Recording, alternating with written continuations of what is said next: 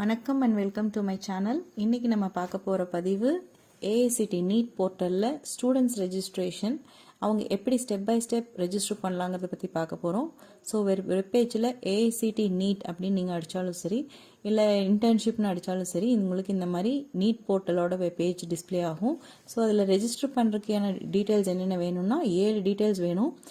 College பற்றி, உங்கள் registration ID, name, அப்புறம் உங்கள் ஜெண்டர் என்ன, இமெயில் என்ன, ப்ரெஃபரபிளி பர்சனல் ஐடியாக இருந்தால் பெட்ரு. அதுக்கு உண்டான பாஸ்வேர்ட், நீங்கள் ஃபஸ்ட்டு கொடுக்குற பாஸ்வேர்டு எப்போவும் ஞாபகம் வச்சுக்கணும்.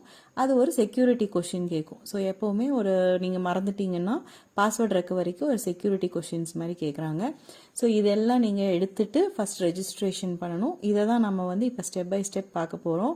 இந்த ஸ்டூடெண்ட் நேம் ரெஜிஸ்டர் பண்ணும்போது name first name, middle name, last நேம்னு இருக்கும்.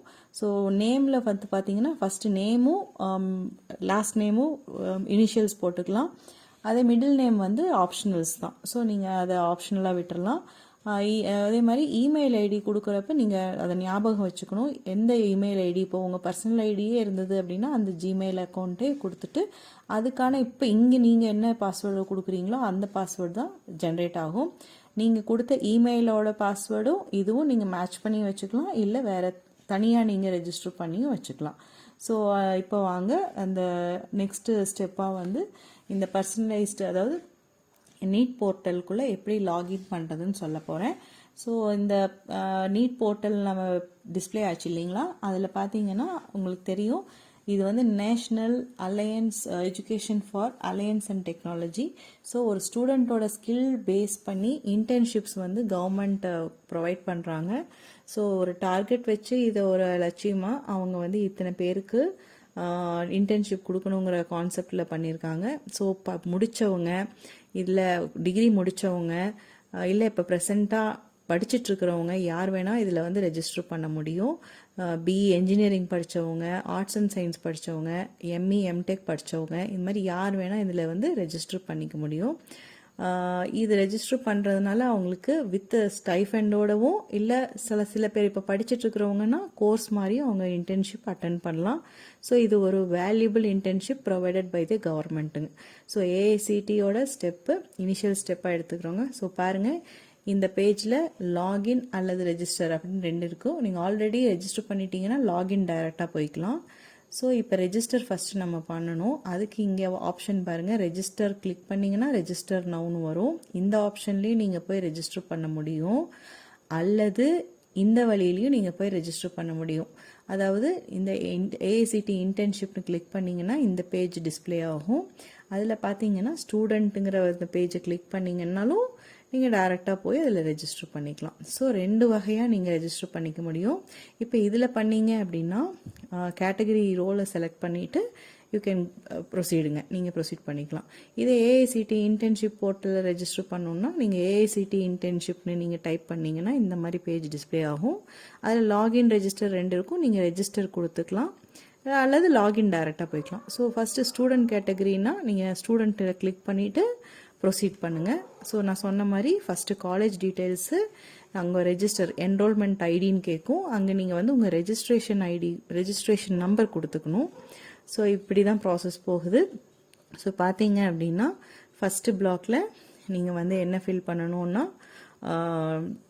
நீங்கள் அந்த ரெஜிஸ்ட்ரேஷன் ஐடி என்ன, அதாவது உங்கள் காலேஜ் நேமுங்க. ஃபஸ்ட்டு உங்கள் யூனிவர்சிட்டி அல்லது காலேஜ் நேமை கிளிக் பண்ணிவிட்டு அதை ட்ராக் ட்ராப் பண்ணாவே மோஸ்ட்லி எல்லா காலேஜஸ் லிஸ்ட்டும் வந்திருக்கும். அப்புறம் உங்கள் ஸ்டூடெண்ட் ஐடியில் உங்கள் என்ரோல்மெண்ட் நம்பர், ரெஜிஸ்ட்ரேஷன் நம்பர் கொடுத்துக்கோங்க. ஃபஸ்ட் நேமில் உங்கள் நேம் கொடுத்துக்கோங்க. மிடில் நேம் ஆப்ஷனலுங்க, விட்டுறலாம். லாஸ்ட் நேமில் இனிஷியல் கொடுத்துக்கலாம். இதுவும் ஆப்ஷனல் தான். பட் ஃபஸ்ட்டு நேம் கண்டிப்பாக இருக்கணும், ஸ்டார் போட்டிருக்கிறது கண்டிப்பாக இருக்கணும். அப்புறம் ஸ்டேட் செலக்ட் பண்ணிக்கோங்க. இப்போ நான் டெமோக்காக நான் என்னோடதே ரெஜிஸ்டர் பண்ணி காட்டுறேன். இப்போ ஸ்டேட் என்னோட தமிழ்நாடு போட்டிருக்கேன். சிட்டி ட்ராக் ட்ராப் பண்ணும் போதே சிட்டி செலக்ட் ஆகிக்கணும். ஸோ நான் இங்கே கோயம்புத்தூர், இங்கே என்னால் காட்ட முடியல, கோயம்புத்தூர் செலக்ட் ஆகுது.